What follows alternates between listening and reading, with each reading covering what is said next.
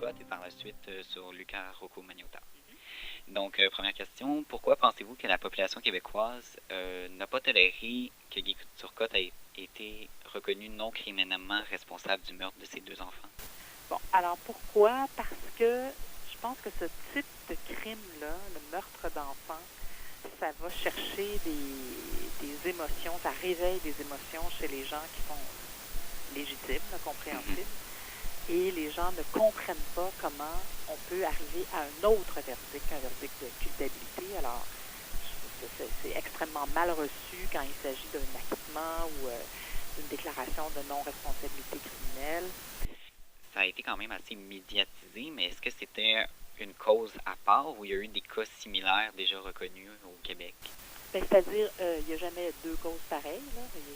J'ai couvert beaucoup d'infanticides, de causes de mères ou de pères qui tuaient leurs enfants, donc Guy Turcotte, c'est vraiment pas une exception.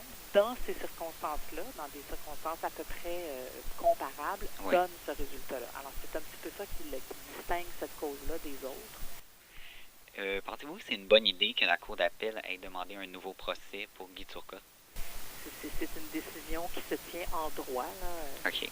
Il y avait eu un jugement qui avait été prononcé par la Cour suprême peu de temps auparavant qui expliquait tous ces concepts-là de troubles mentaux et additionnés d'intoxication, parce que c'est ça aussi sa défense à Guy Turcotte, c'est non seulement j'avais des troubles mentaux, mais en plus, je me suis intoxiquée au lave-glace.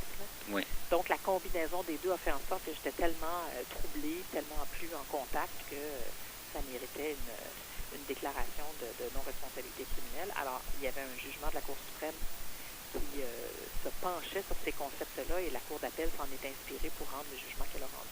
Pensez-vous que ce nouveau procès peut amener un nouveau verdict? Dans ce cas-ci, là, ce serait vraiment un de ces cas-là où il pourrait y avoir négociation, puis où tout le monde pourrait mettre un petit peu d'eau dans son vin, éviter un deuxième procès. C'est vraiment pas souhaitable. Non. C'est abominablement difficile. Ça va être des années plus tard. S'il se tient, il va se tenir en septembre 2015. Ça va faire 6 ans que les événements sont survenus. Tu n'as plus envie de brasser ça. Il a déjà purgé plusieurs années de prison de Turcotte. Alors, s'il y avait un deuxième procès, puis qu'on arrivait au même résultat, ce serait encore extrêmement décevant pour on sait qui. S'il est condamné, ben il y a beaucoup de gens qui vont se dire enfin une bévue, une anomalie judiciaire qui est réparée. Peut-être, mais peut-être que la vérité est quelque part entre les deux. On peut continuer sur Luca Rocco Magnotta si vous voulez. Le procès va commencer d'ici quelques jours. Il y a eu beaucoup de bisbilles sur la sélection du jury. Pourquoi ça a été aussi compliqué? Jury bilingue, extrêmement difficile de trouver des gens qui sont parfaitement bilingues et qui sont capables d'entendre la preuve dans les deux langues. Deuxièmement, c'est un procès qui va être difficile. Mais entre nous, chaque procès de meurtre est assez horrible. Celui-là, il y a peut-être une coche de plus parce qu'il est question de démembrement puis de preuves vidéo. Alors, c'est sûr que c'est des images qui ne sont pas issues d'un film, mais tirées de la réalité. Donc ça, les gens ne sont pas tous préparés à regarder des choses comme ça. Luca Rocco Magnotta, ça a été une cause qui a été entendue un peu partout à travers le monde.